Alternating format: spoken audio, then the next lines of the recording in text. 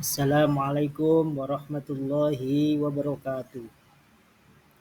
Bagaimana kabarnya anak-anak? Mari kita sebelum memulai pelajaran, kita awali berdoa dengan membaca Ummul Quran, membaca suratul Fatihah. Semoga dalam belajar hari ini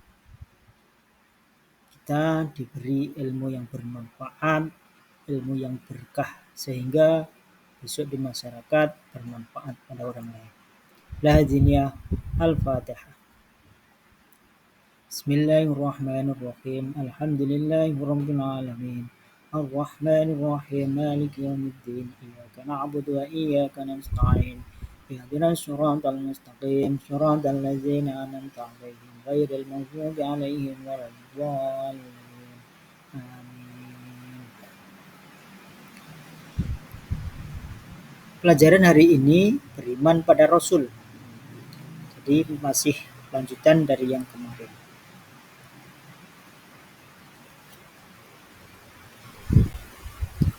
Tujuan pembelajaran yang ketujuh yaitu meyakini adanya Rasulullah, menunjukkan sikap berani, jujur, dapat dipercaya, dan cerdas.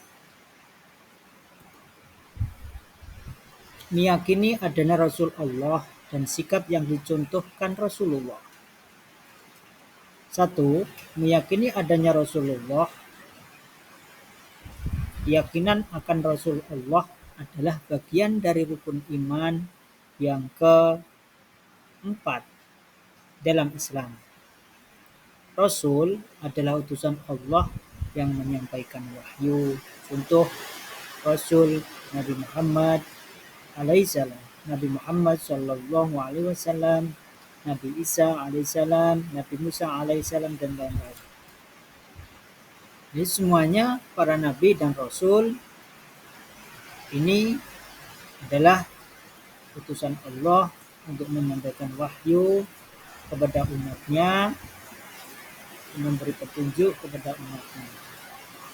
Meyakini Rasul berarti percaya pada kebenaran wahyu yang mereka sampaikan sesuai dengan ayat wa ma arsalna min rasulin illa liyuta'a bi'iznillah, dan kami tidak mengutus seorang rasul pun melainkan untuk ditaati oleh dengan seizin Allah.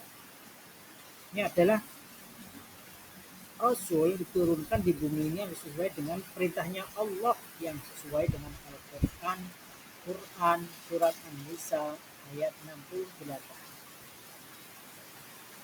Sikap yang dicontohkan Rasul, satu adalah berani.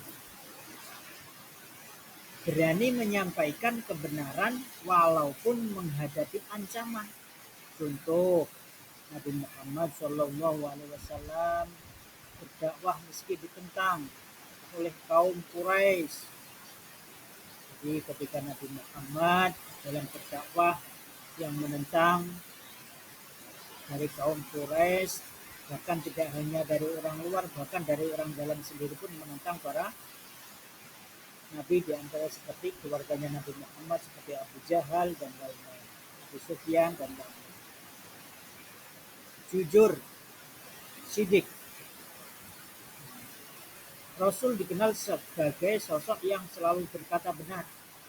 Contoh Nabi Muhammad SAW dijuluki Al-Amin, yang terpercaya, karena para nabi dan para rasul itu pasti bersifat jujur. Tidak ada para nabi yang tidak dan rasul yang tidak bersifat jujur. Karena dengan kejujurannya itu, apa yang dari Allah pasti akan disampaikan dengan para umatnya dengan sesuai apa yang diperintahkan Allah. Yang ketiga, dapat dipercaya, amanah. Amanah. Selalu menjaga kepercayaan yang diberikan. Contohnya Nabi Yusuf alaihissalam dipercaya mengelola ekonomi Mesir, karena Nabi Yusuf adalah seorang yang amanah. Dengan sifat keamanahannya itu, para menteri Mesir, para pejabat Mesir akhirnya percaya pada Nabi itu akan keamanan, akan mengelola keekonomian yang ada di Mesir. Yang keempat adalah fatona. Jadi para nabi itu semuanya adalah cerdas dalam menyelesaikan masalah, dalam menyampaikan masalah. Seperti Nabi Sulaiman menyelesaikan masalah perselisihan dengan wanita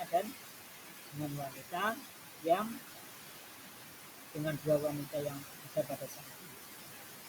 Karena dengan kecerdasan itulah para nabi dan rasul akan bisa mematahkan hujah-hujah dasar-dasar orang-orang yang menentang dakwahnya para nabi dan para rasul.